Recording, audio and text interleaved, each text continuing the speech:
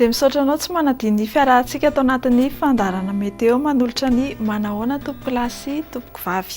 Mbola mitoetra amin'iny ilany atsinanan'ny Madagascar iny hatrany ilay andian-drahona izay mitondra orana malefaka amin'izany faritra izany. Araka izany dia mila miomana amin'ny arorana ny mpiala sasatra sy ny mponina amin'iny morontsiraka atsinanan'ny nosy iny. Ny nandrafitra ny andro dia mbola ny alizay hatrany.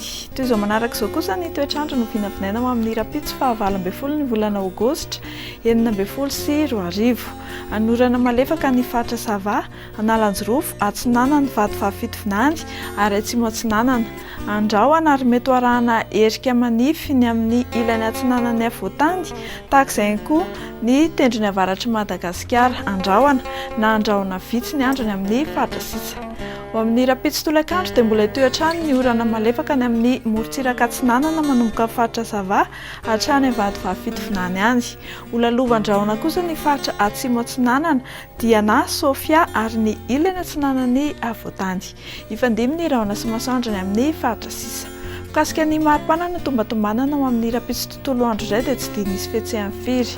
Ho amin'ny rapitso maraina izao dia 10 hatramin'ny 12 degré celsius izany aty amin'ny faritry ny Avoatany, ny amorontsiraka kosa 19 hatramin'ny 13 degré celsius.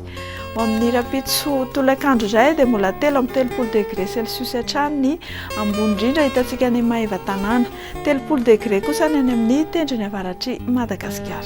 Raha mikasa hivoaka ivelan'ny nosy indray ianao raha ho any Paris dia fataro ary fanorana malefaka tahaka izay koa ny Johannesburg. Olalovan-drahona ny Nairobi sy Bangkok, ifandimby ny rahona sy masoandro ny faritry Milan. Ho an'ireny nosy rahavavy manodidina indray, anorana ny tandrifon-drahona ny Port-Louis sy Seychelles. Ibalika be ny masoandro ny Saint-Denis ary ifandimby ny rahona sy masoandro ny amin'ny faritra sisa. Dia izay indray no mamarana ny fandarana meteo antsika, aza adino manaraka ny fandarana amin'ny www.meteomadagascar.mg ary manome fotoananao amin'ny manaraka indray. Veloma tompoko.